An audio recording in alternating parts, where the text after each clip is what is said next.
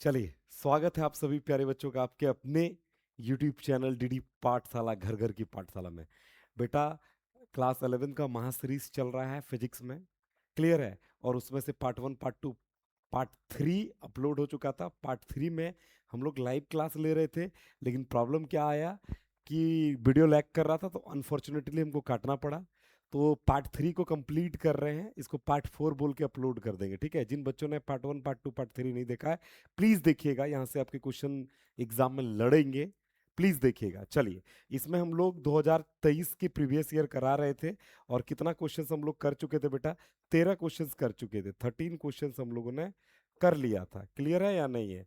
तो चलिए, तो हम लोग देखते हैं बेटा, अभी तक हम लोग जो था कुल मिला के कितने क्वेश्चंस देख चुके थे। तो टोटल 13 क्वेश्चंस हम लोगों ने देखा था। क्लियर है? कितने क्वेश्चंस देखा था बेटा? 13। 12 नंबर तक हम लोगों ने देख लिया था। 12 नहीं, 13 नंबर तक देख लिया था।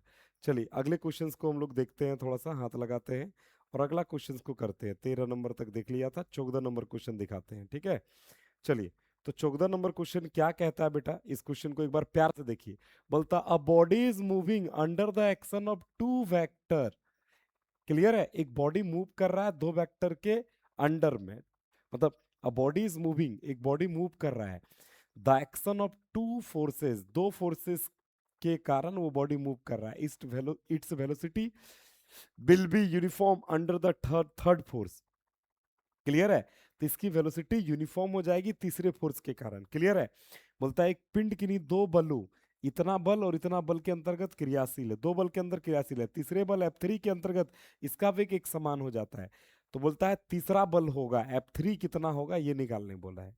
देखो बेटा, इस तरह का क्वेश्चन जब बोलेगा कि दो बल मिलके एक को बराबर, एक के कारण यूनिफॉर्म हो रहा है, या एक दो के यूनिफॉर्म हो रहा है, तो ऐसे क्वेश्चन में जैसे मान के चलिए F1 और F2 के कारण, F1 और F2 के कारण, देखिए क्वेश्चन में बोला कि नहीं दो बलों, तो एक F1 है एक F2 है, के अंतर्गत क्रियाशील तीसरे बल के कारण एक समान वेग होता है ना, तो तीसरा बल को सबको जोड़ दीजिए, इसके कारण यूनिफॉर्म वेग होगा, यानी ये मान लीजिए 0 होगा। क्लियर है या नहीं है? तुमसे क्या मांगा है? F3 मांगा है। अगर F3 मांगा है तो F1 उधर चला जाएगा, तो ये माइनस का F1 हो जाएगा। F2 उधर का जाएगा तो उधर जाके क्या हो जाएगा? माइनस का F2 हो जाएगा। क्लियर है? इस तरह का क्वेश्चन को इस फॉर्मेट से हम लोग करते हैं, इसको याद रखिएगा। क्लियर है या नहीं है? तो चलिए, माइनस माइनस दोनों में था, कॉमन ले लिया, F1 का वैल्यू दिया हुआ है क्वेश्चन में, माइनस कॉमन ले लिया, अंदर क्या बचा? F1, यहाँ से माइनस कॉमन ले चुके हैं बाहर, तो यहाँ क्या बचा? Plus F2। एफ माइनस का F1 का वैल्यू रखिए। F1 का वैल्यू कितना दिया है क्वेश्चन में? 2i-5j। क्लियर है? और प्लस F2 का वैल्यू कितना दिया है क्वेश्चन में? 3i-4j। जोड़ेंगे तो ये हो जाएगा बेटा माइनस 2i और 3i, कितना गो आई? 5i, और माइनस 4 गो आई, माइनस 5 गो आई, माइनस, सॉरी, माइनस 5 गो जे, 4 गो जे, 9 गो जे। क्लियर है? तो minus 5i plus minus minus 5i minus minus plus 9j। ये है बेटा correct answer, 5i plus 9j। कौन सा ऑप्शन है? -5i plus 9j। मुझे लगता है डी ऑप्शन करेक्ट है। क्लियर है? डी ऑप्शन करेक्ट है, ये ऑप्शन करेक्ट है। चलिए, उम्मीद करते हैं समझ में आया होगा। अगला क्वेश्चन की ओर हम लोग बढ़ते हैं बेटा। अगला क्वेश्चन बोल रहा है द कोफिशिएंट, इसको थोड़ा सा छोटा कर ले क्या? दोनों हिंदी इंग्लिश एक साथ कवर हो जाता है ना, तो मजा आ जाता है पढ़ाने में। क्लियर है? दोनों मीडियम का बच्चा एकदम चकाचक खुश हो जाता है। चलिए, अगला क्वेश्चन की ओर बना रहे हैं बेटा। बोलता the coefficient of static friction becomes the box and the train floor is इतना। कोफिशिएंट, बॉक्स, कोई बक्सा रखा हुआ है ट्रेन के फर्श में, उसके बीच कोफिशिएंट ऑफ स्टैटिक फ्रिक्शन लग रहा है इतना। क्लियर है? मतलब the maximum acceleration of the train in which a box lying on it's floor will remain stationery. बोलता वो मैक्सिमम एक्सेलरेशन बताइए जिससे बक्सा ट्रेन के सरफेस में स्टेशनरी रहेगा। चलो छोड़ो, हिंदी पढ़ के देखिए, नहीं समझ में आया तो। बोलता किसी बॉक्स एवं ट्रेन के फर्श के मध्य का स्थितिक गुणांक दिया हुआ है। क्लियर है? स्थितिक गुणांक को जब भी क्वेश्चन बनाते हैं ना बेटा, तो यहाँ लिखते हैं दिया है, और स्थितिक गुणांक को म्यू एस से सूचित करते हैं। वो कितना दिया हुआ है? 0.2 दिया हुआ है। कितना दिया हुआ है बेटा? 0.2 दिया हुआ है। उस ट्रेन का अधिकतम त्वरण अधिकतम त्वरण मांगा है, ए मांगा, उस ट्रेन का अधिकतम त्वरण मांगा है, कब कब कब, जिसमें वो बक्स उसके फर्श पर स्थिर बना रहे। तो मान लीजिए ये है ट्रेन का फर्श, ये है बक्सा, ठीक है बेटा, क्लियर है। बोलता है वो अधिकतम त्वरण बताइए जिससे कि बक्सा स्थिर रहे। तो मान लीजिए बेटा, मान लीजिए ट्रेन की गति इधर है, गति, गति मतलब मोशन इधर है, मोशन इधर है। जैसे ये बक्सा रखा हुआ है ट्रेन के फर्श में, ट्रेन का फर्श है, ये बक्सा रखा हुआ है। तो कोई भी बॉडी, जैसे बक्सा रखा है, कोई बॉडी नीचे की ओर अपना वेट लगाता है, कितना वेट लगाता है, भार लगाता है कितना, mg। और बदले में वो बक्सा एक भार ऊपर की ओर महसूस करता है, जिससे अभिलंब प्रतिक्रिया बल या नॉर्मल रिएक्शन इंग्लिश में कहते हैं, जिसको सूचित करते हैं आर से। और चूंकि ट्रेन आगे बढ़ रही है तो बक्से की गति आगे है, तो विपरीत दिशा में घर्षण बल काम करता है एफ आर। कितना घर्षण बल काम करता है, एफ आर। और घर्षण के नियम से एफ आर घर्षण बल, गति उधर कर रहा है तो घर्षण बल किधर लगेगा, विपरीत दिशा में। घर्षण बल समानुपाती होता है नॉर्मल रिएक्शन के, किसके, नॉर्मल रिएक्शन के। तो एफ आर समानुपाती जब जब हटता है तो बराबर के साथ एक नियतांक यानी कांस्टेंट आता है, वो कांस्टेंट यहाँ पे आता है म्यू एस, और साथ के साथ क्या है बेटा, आर। क्लियर है या नहीं है। अब देखिए एफ आर क्या है, एफ क्या है, फोर्स, फोर्स इक्वल टू क्या होता है, एम ए। लेकिन यहाँ ए जो होता है वो कौन सा ए है, मैक्सिमम ए है। ए क्या है बेटा, मैक्सिमम ए है, बराबर क्या हो जाएगा, mu S. F R, F equal to क्या होता है फॉर्मूला, एम ए। लेकिन यहाँ पे ए जो होगा, एक्सेलरेशन जो होगा वो मैक्सिमम होगा, ठीक है। म्यू एस लिख दी, आर का ऊपर क्यू आर नीचे Q R M G. Body कहीं ना ऊपर जा रहा है नीचे जा रहा है, मतलब बैलेंस है। मतलब ऊपर वाला आर किसके बराबर होगा, नीचे वाला एम जी। तो आर के जगह में हम लोग यहाँ क्या लिखेंगे, M G. M M cut गया, तो ए मैक्स का फॉर्मूला क्या मिला बेटा, ए मैक्स का फॉर्मूला क्या मिला, म्यू एस जी। क्वेश्चन में जी का मान बोला है क्या लेने, हाँ जी का मान 10 लेने बोला, कितना जी का मान, म्यू एस दिया 0.2, जी का मान बोला है 10 लेने। तो ये करेंगे बेटा तो 2.0 आएगा, क्लियर, यानी टू टू। और एक्सेलरेशन का यूनिट होता है मीटर पर सेकंड स्क्वायर, कौन सा ऑप्शन, 2 मीटर पर सेकंड स्क्वायर, इसका हो जाएगा पहला। ये सब नहीं होगा, क्लियर है। उम्मीद करते हैं मजा आ रहा होगा। चलिए अगला क्वेश्चन की ओर हम लोग बढ़ते हैं बेटा, 16 नंबर का क्वेश्चन है। चलिए अगला क्वेश्चन हम लोग बढ़ते हैं, 16 नंबर क्वेश्चन है। क्या कहता है 16 नंबर क्वेश्चन, एक बार बड़ी प्यार से इसको देखिए बेटा। इस क्वेश्चन में बोलता है the work done bye a body against friction always result in, clear है, हिंदी में घर्षण के विरुद्ध किसी पिंड द्वारा किया गया कार्य। क्लियर है, चलिए मान लीजिए ये बॉडी है, ये बॉडी है, क्लियर है या नहीं है, सुनना। The work done bye a body is body against frictional, against friction always result in. मान लेते हैं ये बॉडी इधर मूव कर रहा है, ये बॉडी है इस सरफेस पे है और इधर मूव कर रहा है, मूव कर रहा है मैंने मोशन कर रहा है, हिंदी में समझिए, मोशन कर रहा है, पहले ये समझ लीजिए इंग्लिश में ही। तो बेटा घर्षण बल किधर लगेगा, घर्षण बल फ्रिक्शन फोर्स इधर लगेगा। तो क्वेश्चन में बोलता है the work done bye a body against frictional always result in, किसके बराबर होगा, बोलता है घर्षण के विरुद्ध, घर्षण बल इधर लग रहा है, इसके विरुद्ध किसी पिंड द्वारा किया गया कार्य, कार्य उधर हो रही है, वस्तु उधर जा रही है, उसको रोकने के लिए घर्षण बल किधर लगेगा, इधर। तो किस रूप में परिमाणित होता है, देखो बेटा वस्तु में जो भी काम करते हैं, जो भी कार्य करते हैं वो किसके बराबर होती है जानते हैं, ऊर्जा के। जो भी हम वर्क करते हैं वो एनर्जी के फॉर्म में बॉडी में स्टोर होती है, ENERGY, एनर्जी के फॉर्म में स्टोर होती है। तभी बॉडी बक्सा को खींच रहे हैं, कौन सा वर्क हो रहा है, वर्क हो रहा है माने एनर्जी हो रही है, कौन सी एनर्जी, बॉडी मोशन कर रहा है तो काइनेटिक एनर्जी।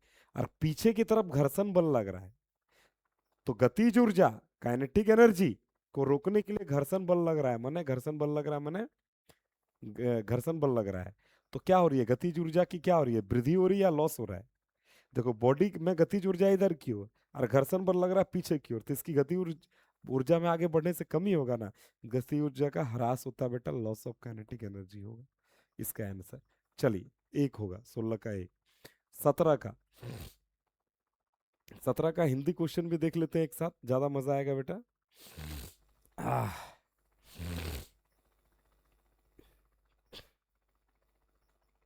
देखिए, बोलता है a body constrained to move along y axis is subjected to a constant force. एक बॉडी मजबूरन मूव किया गया इतना फोर्स लगाकर, the work done by this force in moving body in distance 4 metre along Y axis. Hindi में, किसी पिंड पर नियत बल, एक नियत बल लग रहा है, लगाकर उसे किसी निर्देश प्रणाली के अनुदिश वाई अक्ष के अनुदिश गति करने के लिए बाध्य किया जाता है। जैसे मान लीजिए कितना को अक्ष होता है बेटा, देखिए ये एक्स अक्ष, ये वाई अक्ष, ये जेड अक्ष, ये रहा बॉडी।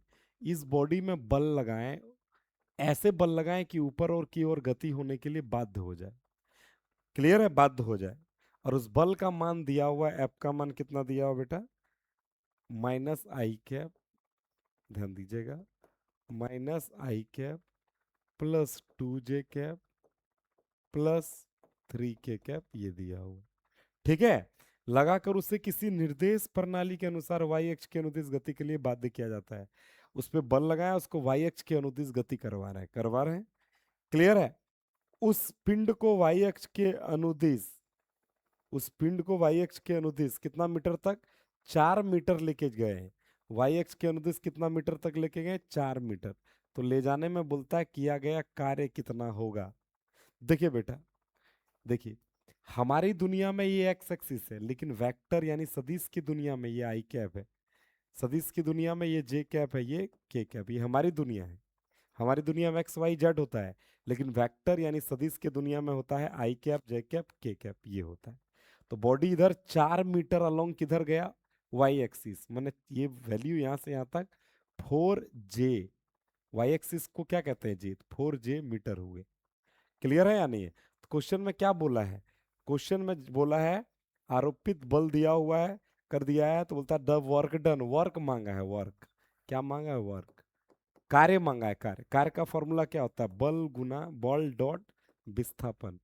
तो बल कितना है, माइनस आई कैप प्लस 2 जे कैप प्लस 3 के कैप, और विस्थापन कितना है बेटा, विस्थापन कितना मीटर का किया तुमने, 4 मीटर का, यानी 4 जे कैप। तो जे वाला जे से गुना होता है, बाकी इसके साथ जीरो हो जाएगा। तो बोलिएगा 4 दूनी 8, जे डॉट जे होता है 1, तो कितना आया आंसर, 8। कौन सा ऑप्शन, 2 नंबर करेक्ट आंसर। चलिए, उम्मीद करते हैं मजा आ रहा होगा। अगला क्वेश्चन की ओर बढ़ते हैं बेटा, अगला क्वेश्चन की ओर बढ़ते हैं। देखिए, ध्यान दीजिए, इसको हिंदी में भी देखना पड़ेगा। उम्मीद करते हैं आप लोगों को समझ में आ रही होगी। क्लियर है या नहीं है। चलिए, इस क्वेश्चन को बोलता है अ रेन ड्रॉप ऑफ मास 1 ग्राम, जो जो दिया एक साइड लिखते हैं, मास दिया हुआ है 1 ग्राम, लेकिन मास का यूनिट क्या होता है, केजी होता है। 1 ग्राम दिया हुआ है, इसको केजी में बदलिए, तो 1 बटे क्या किया, 1000। अब ये किस में बदल चुका है, केजी में। Falling from a height of 1 kilometre, height कितना दिया है, गिर रहा है, बारिश की बूंदे गिर रही है, कितना हाइट से, 1 किलोमीटर। 1 किलोमीटर में कितना मीटर, 1 किलो मतलब 1000, 1000 metre. Hits the ground, ground में गिरता है, तो उसकी वेलोसिटी v इक्वल टू हो जाती है 50 मीटर प्रति सेकेंड।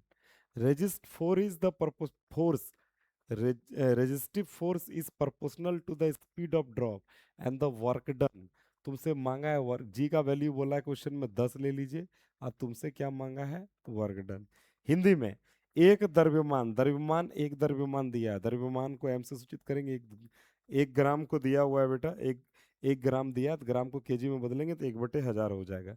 कि एक बूंद 1 किलोमीटर की ऊंचाई, ऊंचाई दिया हुआ है, ऊंचाई कैसे सूचित करते हैं, किलोमीटर, किलोमीटर को मीटर में बदलेंगे तो 1000 मीटर। कि 50 मीटर प्रति के चाल से गिरता है, तो वेग कितना हो गया, जमीन पे जो गिरता है उतना के चाल से गिरता है। क्लियर है। तो बोलता है किया गया कार्य, डब्लू मांगा है कितना होगा, जी का मान दिया है क्वेश्चन में। तो कार्य जो होता है ना बेटा, किया गया कार्य, वर्क जो होता है, वो गतिज ऊर्जा में, गतिज गतिज कार्य जो है, वो गतिज ऊर्जा में परिवर्तन, गतिज ऊर्जा में परिवर्तन माइनस स्थितिज ऊर्जा होता है, स्थितिज ऊर्जा होता है इंग्लिश में। कार्य जो होता है, वर्क जो होता है, उसका फॉर्मूला होता है काइनेटिक एनर्जी में changes minus potential energy. Kinetic energy का फॉर्मूला होता है 1/2 mv², और पोटेंशियल एनर्जी का होता है बेटा mgh।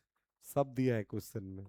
1/2 m क्वेश्चन में कितना दिया है बेटा, 1/1000 दिया है। और v², v कितना दिया है क्वेश्चन में, 50। v का स्क्वायर 50 × 50 माइनस m ध्यान देना, m कितना है बेटा, 1/1000 है क्या। m कितना, 1/1000। g का वैल्यू कितना लेना है, 10 लेना है। कितना लेना है बेटा, 10। h का वैल्यू कितना लेना है क्वेश्चन में, 1000। 1000 कट जाएगा, और इधर क्या हो जाएगा, 2 जीरो कट गया। क्लियर है, 25 कितना हो गया, 2 × 10 20। क्लियर है। और इधर हो गया माइनस 10 बचा खाली। क्लियर है। अब देखिए बेटा क्या हो जाएगा, समझना मेरी बारी। 10,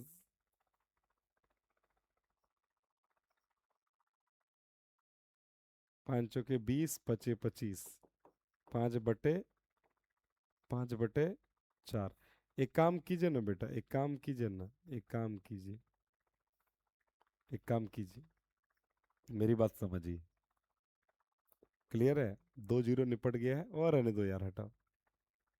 कितना हो गया, 25/20, पचे 25, 5 × 20 आया 5/4 माइनस 10, भाग कीजिए।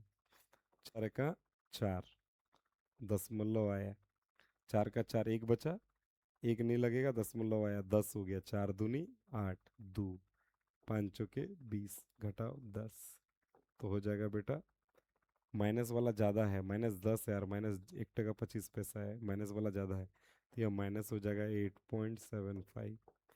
ये कार्य का मात्रक जूल होता है। क्लियर है, कौन सा ऑप्शन हो जाएगा, 4 नंबर करेक्ट आंसर हो जाएगा।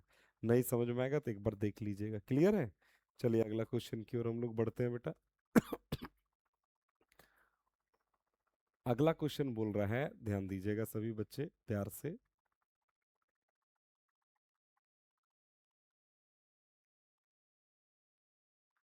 बोलता है the power of a water pump is 2 kilowatt. Power दिया है क्वेश्चन में 2 किलोवाट। पावर का यूनिट क्या होता है, किलो होता है, ये वॉट होता है। तो किलो हटाइए, किलो हटाएंगे तो क्या को जीरो, 2 पे तो 1000 से गुना हो जाएगा, इतना वाट, 2000 वाट। और जी का वैल्यू दिया हुआ है 10 मीटर पर second square. The amount of water can rise on 1 minute. 1 minute में कितना अमाउंट ऑफ वाटर चढ़ जाएगा टंकी में। तो टाइम दिया है 1 मिनट, 1 मिनट को सेकंड में बदलेंगे तो 60 सेकंड। क्लियर है। बोलता है कितना पानी चढ़ जाएगा, पानी का मास मांगा है क्वेश्चन में। बोलता है एक जल पंप की शक्ति इतना किलोवाट है, 2 किलोवाट है।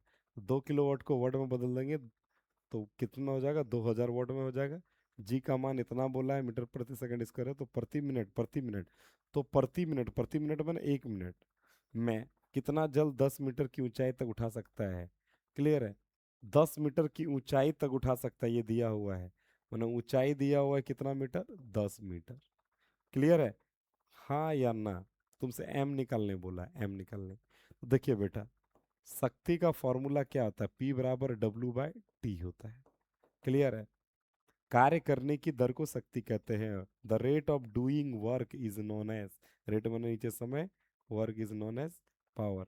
अब देखिए वर्क का फॉर्मूला क्या होता है, फोर्स इंटू डिस्प्लेसमेंट, और नीचे टाइम एज इट इज है। होता है या नहीं होता है। अब फोर्स का फॉर्मूला क्या होता है, F = ma। लेकिन बेटा नीचे से ऊपर की ओर पानी चढ़ेगा, तो ऊपर धरती से ऊपर की ओर जा रहा, तो M A या G हो जाएगा, G हो जाएगा। ए एक्सेलरेशन, जी में बदल जाता है एक्सेलरेशन ड्यू टू ग्रेविटी। और एस का ऐसा रहेगा, टी का क्या रहेगा, टी रहेगा। क्लियर। तुमको क्या निकालना, द्रव्यमान निकालना, एम निकालना ना। तो इसलिए एम बराबर क्या हो जाएगा, ये टी भाग में इधर आ जाएगा तो क्या हो जाएगा, पी टी। और साथ के साथ इधर एम तो रख दिए, जी एस बचा, क्या बचा, जी एस। सबका वैल्यू रखिए अब। पी का वैल्यू कितना है, कितना है रे, 2000। टी का वैल्यू कितना है, 60 सेकेंड। नीचे जी का वैल्यू कितना है बेटा? 10 है। क्लियर है? और जी ये एस है, एच एच डिस्प्लेसमेंट मतलब कितना चला, एच है एच। और एच क्वेश्चन में दिया हुआ है कितना? 10। दो जीरो, एक दो जीरो कटा, 6 दूनी 12, द्रव्यमान कितना आया? 12, क्या जीरो? 2 जीरो। 1200, इतना जो है 1200 आया। किस में होगा ये बेटा? पानी किस में होता है? लीटर में। 1200 लीटर पानी चढ़ेगा। समझ में आया? नहीं समझ में आया तो एक बार और देखिए बेटा। चलिए 20 नंबर क्वेश्चन देखते हैं, इधर इजी है। बोलता है, ध्यान दीजिएगा।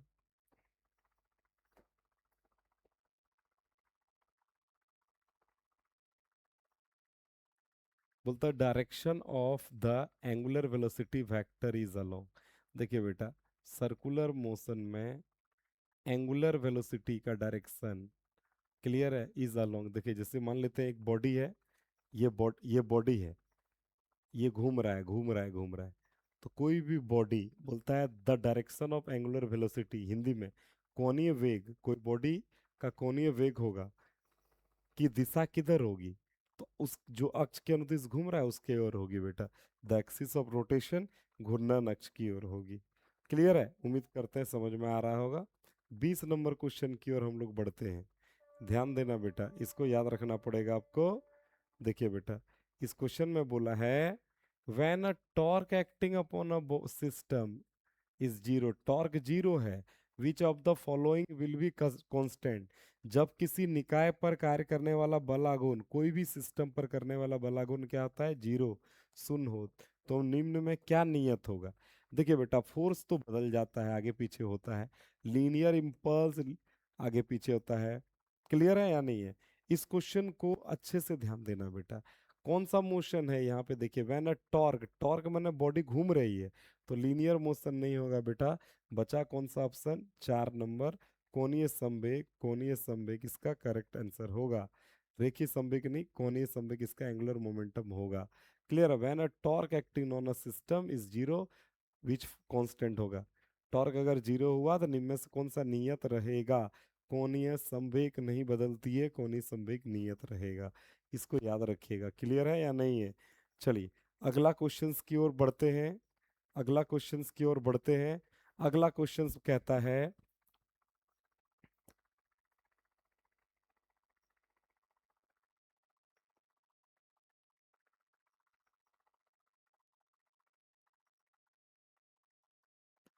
बोलता है analogous of mass in rotational motion is.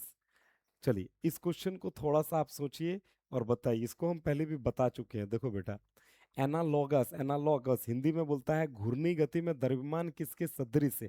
सदृश मतलब समान। देखो बेटा, ये द्रव्यमान है, ये मार्कर का द्रव्य, या एक काम करो ना, मेरा फोन लेते हैं। क्लियर है या नहीं है? चलो मेरा फोन लेते हैं, ध्यान से सुनिएगा बेटा। ये रहा मेरा फोन। क्लियर है? देखिए ये रहा मेरा फोन। क्लियर है? ये रहा मेरा फोन। अब ये फोन का कुछ द्रव्यमान होगा। अब इस द्रव्यमान को घुमाने लगते हैं। तो जब द्रव्यमान को घुमाने लगे तो वो द्रव्यमान द्रव्यमान नहीं कहलाता, कहलाता है जड़त्वाघूर्ण। क्या कहलाता है बेटा? जड़त्वाघूर्ण। कौन सा ऑप्शन हो जाएगा? Analogous of mass. मास किसके एनालॉगस है रोटेशनल मोशन में? घूर्णन गति में द्रव्यमान किसके सदृश है? जड़त्वाघूर्ण। इंग्लिश में इसको कहते हैं मोमेंट ऑफ इनर्शिया। चलिए अगला क्वेश्चन की ओर बढ़ते हैं। 23 नंबर क्वेश्चन में बदल बोलता है बेटा, ध्यान दीजिए। इस क्वेश्चन में बोलता है the period of moon, moons rotation, moon का रोटेशन किसके अराउंड द अर्थ? ये अर्थ है, अर्थ क्या बेटा? अर्थ है, EARTH। इसके चारों ओर कौन घूम रहा है बेटा? मून घूम रहा है। क्या घूम रहा है? मून घूम रहा है, चांद घूम रही है। क्लियर है? नियरली 90 डेज, एक चक्कर में लगाने में जो समय लगा, मून्स रोटेशन कितना दिन लग रहा है? 29 दिन लग रहा है, 29 डेज लग रहा है।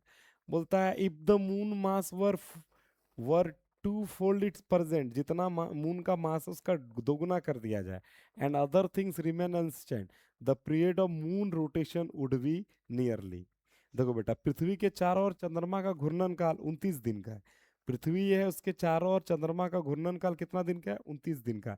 यदि चंद्रमा का द्रव्यमान इसके वर्तमान द्रव्यमान से दोगुना कर दिया जाए, अब चंद्रमा का द्रव्यमान जो है, द्रव्यमान जिसको छोटी एम से सूचित करते हैं, उसको दोगुना कर देंगे। कितना गुना कर देंगे?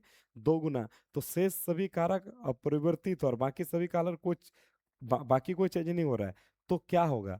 तो देखो बेटा, जब कोई मून किस अर्थ के चारों ओर घूमता है, क्लियर है या नहीं है, तो इसका इसका जो है घूर्णन काल जो है ना, घूर्णन का काल, घूर्णन काल, चक्कर लगाने में समय, देखो बेटा, वो इस बात पे डिपेंड नहीं करता कि मून का मास कितना है या बड़ा है या छोटा है।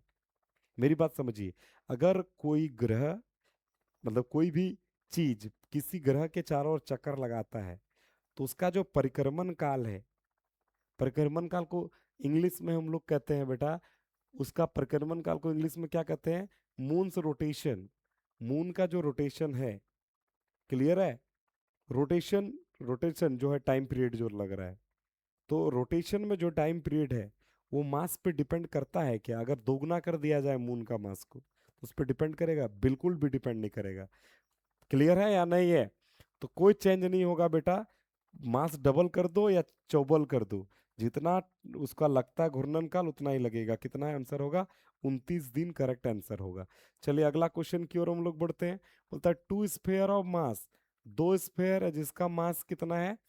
दो स्फेयर है जिसका मास छोटी एम और दूसरे का मास क्या? बड़ी M, are situated in air and the gravitational force between them is F, दोनों के बीच लगने वाला ग्रेविटेशनल फोर्स एफ है। The shape around the masses is now filled with a liquid, clear है? द स्पेस, अब दोनों मास के बीच, दोनों मास के बीच लिक्विड भर दिए, तो बोलता है द नया ग्रेविटेशनल फोर्स क्या होगा? हिंदी में सुनिए। बोलता है एम द्रव्यमान, ये छोटी एम और ये बड़ी एम द्रव्यमान के दो गोले वायु में स्थित है, उनके मध्य गुरुत्वाकर्षण बल एफ है। दोनों के मध्य, दोनों, देखो दो वस्तु है, दोनों के मध्य लगने वाला गुरुत्वाकर्षण बल कितना बता रहा है? एफ बता रहा है। और इसका फॉर्मूला होता है क्या? बड़ी जी, दो वस्तुओं के बीच लगने वाला गुरुत्वाकर्षण बल का फॉर्मूला होता है बड़ी जी M1 M2, M1 की जगह में छोटी एम, बड़ा वन M2 की जगह में बड़ा एम, बटे दोनों के मध्य की दूरी का वर्ग। मान लेते हैं दोनों के मध्य की दूरी r है, तो ये क्या हो जाता है? तो दूरी का स्क्वायर। क्लियर है? तो बोलता है एम और छोटे एम द्रव्यमान के दो गोले वायु में स्थित है, उनके मध्य गुरुत्वाकर्षण बल है। द्रव्यमानों को आपस में कुछ कर दिया जाए, अब विशेष मतलब दोनों द्रव्यमानों के बीच में कुछ भर देंगे। क्लियर है या नहीं है? तो उसका नया, दोनों के बीच नया बल लगेगा, वो कितना होगा? देखो बेटा, इस फॉर्मूला में कहीं माध्यम का जिक्र है? जी मतलब होता है ग्रेविटेशनल कांस्टेंट, एम मतलब इसका मास, ये एम मतलब इसका मास, आर क्या? दोनों के बीच का डिस्टेंस। कहीं ग्रेविटेशनल चीज का डिस्कस है? तो एप पहले भी था, अब भी क्या होगा बेटा? कुछ माध्यम बदल दो, माध्यम में डिपेंड करता है क्या? नहीं। तो इसका भी आंसर क्या होगा? एप ही होगा। चलिए अगला क्वेश्चन की ओर बढ़ते हैं। क्लियर है? तो ये अगला क्वेश्चन है बेटा, जब एम ई, बोलता है if M E is the mass of the earth and R is the radius of the earth, ये मास है अर्थ का, ये रेडियस है अर्थ का, ठीक है? The ratio of the acceleration due to gravity and gravitational constant is, M E जो है पृथ्वी का द्रव्यमान है और आर ई जो है इसकी त्रिज्या है। तो गुरुत्वी त्वरण और गुरुत्वाकर्षण नियतांक के बीच, देखिए गुरुत्वीय त्वरण को जी से सूचित करते हैं, एक्सेलरेशन ड्यू टू ग्रेविटी को किससे डिनोट करेंगे? जी से। इसका फॉर्मूला होता है बड़ी जी बड़ा एम बटे आर स्क्वायर। बड़ा एम यहाँ पृथ्वी का मास है, और यहाँ पे पृथ्वी का मास कितना दिया? अर्थ का मास कितना दिया? M E. तो यहाँ क्या हो जाएगा? M E. पृथ्वी की त्रिज्या कितनी है यहाँ पे? आर ई, तो यहाँ क्या हो जाएगा? R E. तो क्वेश्चन में बोला है पृथ्वी का द्रव्यमान इतना है और इसकी त्रिज्या इतना है, तो गुरुत्व त्वरण, गुरुत्व त्वरण मतलब जी, और गुरुत्वाकर्षण नियतांक, गुरुत्वाकर्षण नियतांक को जी से सूचित करते हैं। किससे? जी से। तो इन दोनों के बीच अनुपात क्या होगा? जी जी कट जाएगा, तो क्या बचेगा? एम ई बटे आर ई का, आर ई का स्क्वायर होता है, तो एम ई बटे आर ई का स्क्वायर। कंफर्म? तो कौन सा ऑप्शन हो जाएगा? 2 नंबर ऑप्शन हो जाएगा करेक्ट आंसर। चलिए अगला क्वेश्चन की ओर बढ़ते हैं। बोलता the shear modulus is also known as, Hindi वाला मीडियम वाला बच्चा गौर से देखिएगा। क्लियर है? तो बोलता है the shear modulus is also known as, तो बेटा अपरूप अपरूपण गुणांक को भी कहा जाता है, अपरूपण गुणांक को कहा जाता है दृढ़ता गुणांक, या तो modulus of rigidity, modulus of rigidity या दृढ़ता गुणांक कहा जाता है।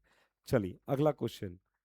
द ब्रेकिंग स्ट्रेस, ध्यान दीजिएगा, the breaking stress of a wire depends on, अगर कोई तार को खींच रहे हैं तो वो टूटेगा, ये किस बात पर निर्भर कर रहा है?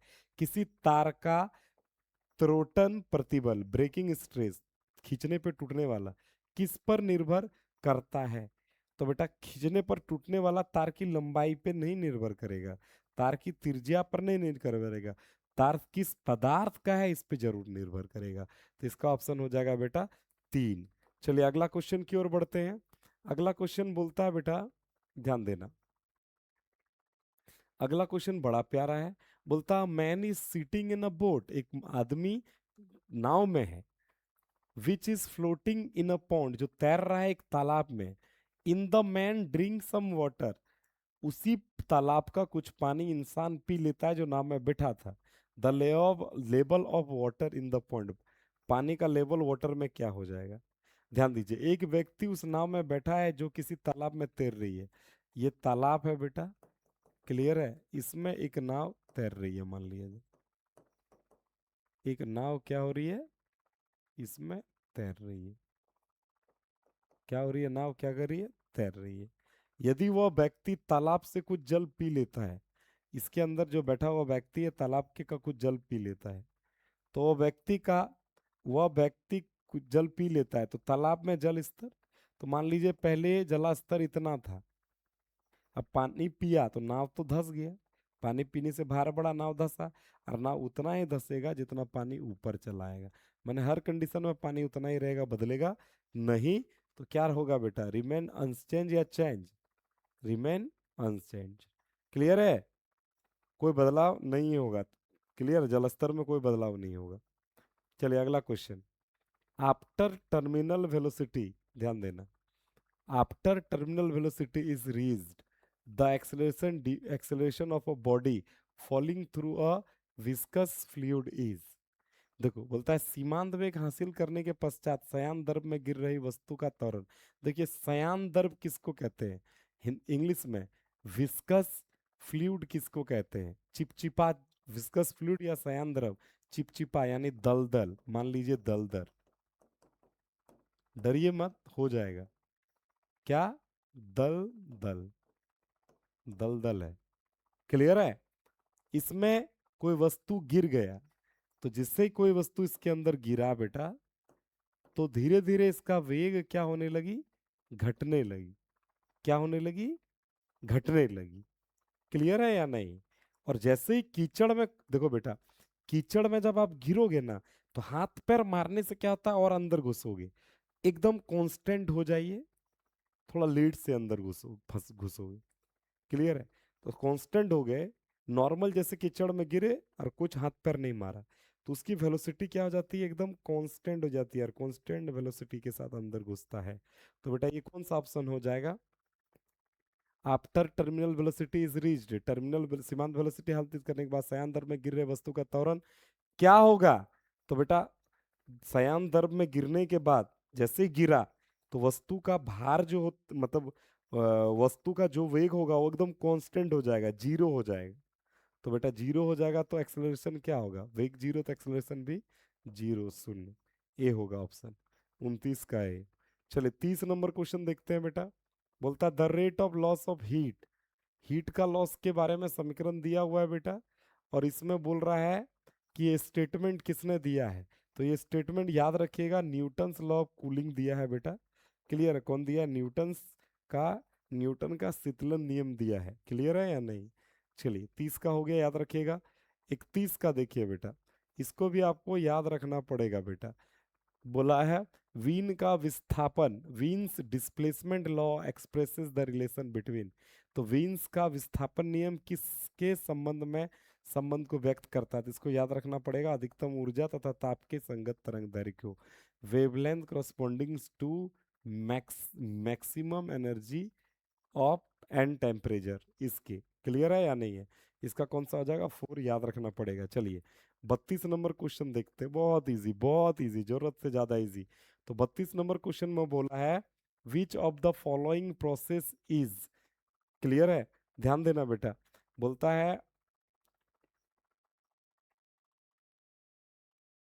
देखिए ध्यान दीजिएगा, इस क्वेश्चन में बोला है which of the following process is correct for a given PV diagram. तो एक पीवी डायग्राम दिया हुआ है, क्लियर है, ये इधर भी है, इधर पी है, पीवी डायग्राम।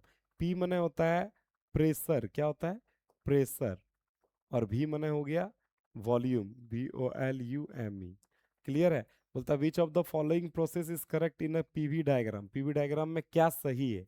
देखिए बेटा, पीवी डायग्राम ये बना हुआ है, और इसमें ग्राफ कैसे बना हुआ है, ऐसे। हिंदी में निम्न में से कौन सा प्रक्रम में पीवी ग्राफ के लिए सही है। तो पीवी ग्राफ बना दिए, एक साइड पी ले लिए, एक साइड भी ले लिए। अब देखिए बेटा, अगर हम इधर जाएंगे तो क्या बढ़ेगा, वॉल्यूम, और ऊपर जाएंगे तो प्रेशर बढ़ेगा, क्लियर है। देखिए ये ग्राफ कैसे दिया है, ये ग्राफ तो कैसे दिया, इधर जा रही है, इधर जा रही है, तो मतलब इधर जा रही है तो क्या बढ़ रहा है, वॉल्यूम बढ़ रहा है या प्रेशर बढ़ रहा है। इधर जा रहे हैं, एक्स एक्सिस की ओर जा रहे हैं, तो क्या बढ़ रहा है, वॉल्यूम बदल रहा है, लेकिन प्रेशर बदल रहा है, प्रेशर फिक्स है, क्लियर है। और प्रेशर को कहते हैं बेटा, ध्यान देना, प्रेशर को कहते हैं दाब, क्या बोलते हैं, दाब।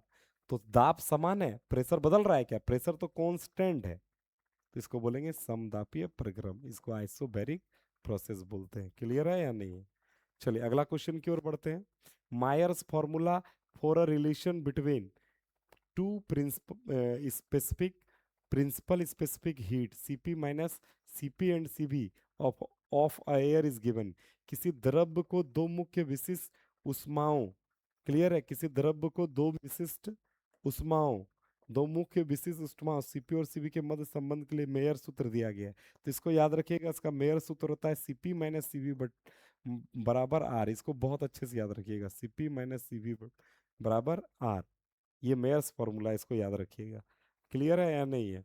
चलिए अगला क्वेश्चन देखिए बेटा, अगला क्वेश्चन देखिए बेटा, अगला क्वेश्चन कहता है, ध्यान दीजिए, कहता है Boyle's law is applicable for an, Boyle का नियम किस प्रक्रम का पालन करता है।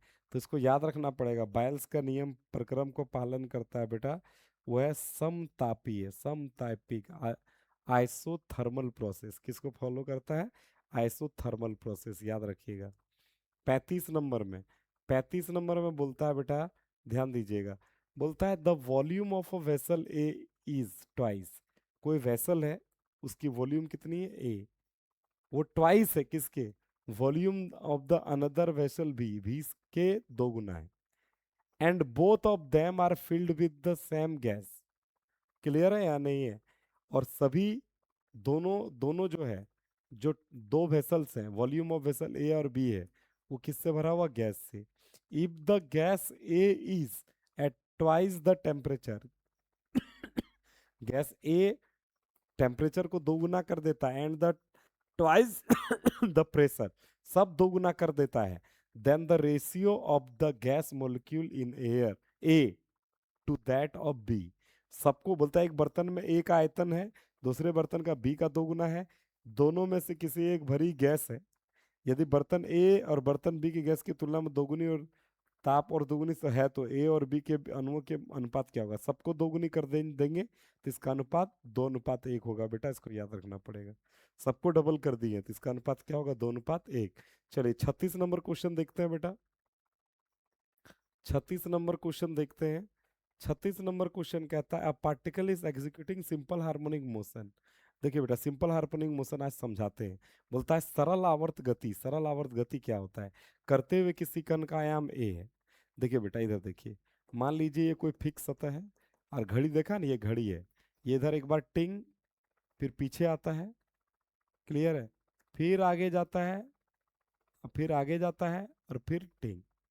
तो एक बार आगे गया तो यहाँ से यहाँ तक का वैल्यू को आयाम कहते हैं, क्या कहते हैं, आयाम। तो बोलता है सरल आवर्त गति करते हुए किसी कण का आयाम कितना है, यहाँ से यहाँ तक गति करता हुआ कण का आयाम ए है, यहाँ से यहाँ तक कण का गति करता हुआ आयाम कितना है, बी है।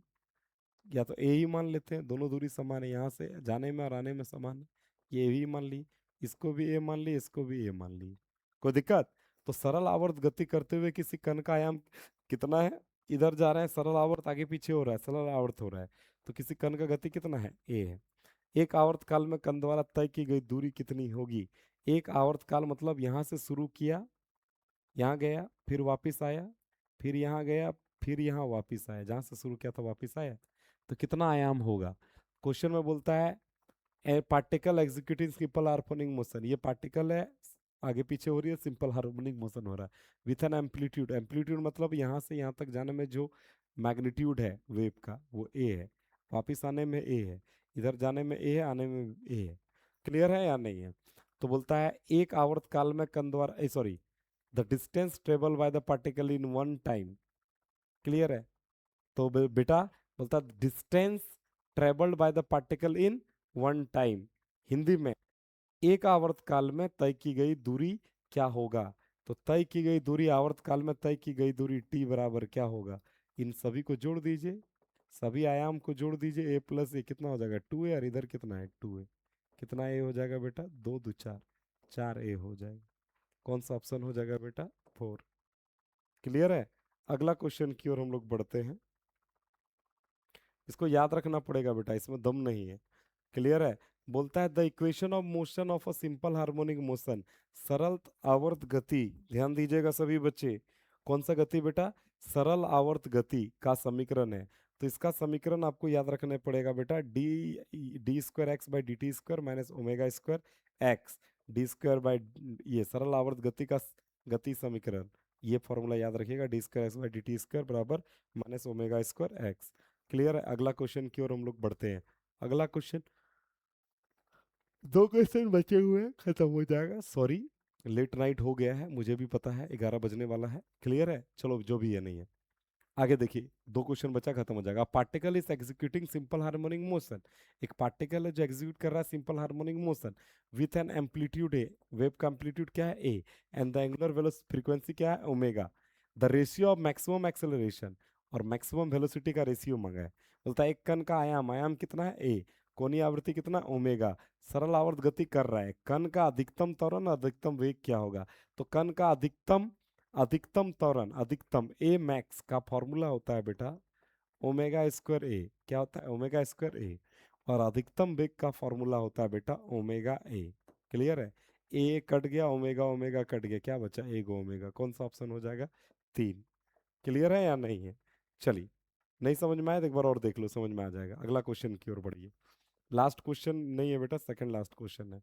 देखो बेटा, इस क्वेश्चन भी दमदार है, बोलता when sound wave it is refracted from air to water, sound wave जा रहा है एयर से वाटर में, which of the following quantities remain unchanged, कौन सा नहीं बदलेगा? बोलता है जब ध्वनि तरंग बोल रहे हैं तो ध्वनि वायु से किस में जा रहा है, जल में अपवर्तित हो रहा है, तो निम्न में से कौन सा राशि अपरिवर्तित रहेगा?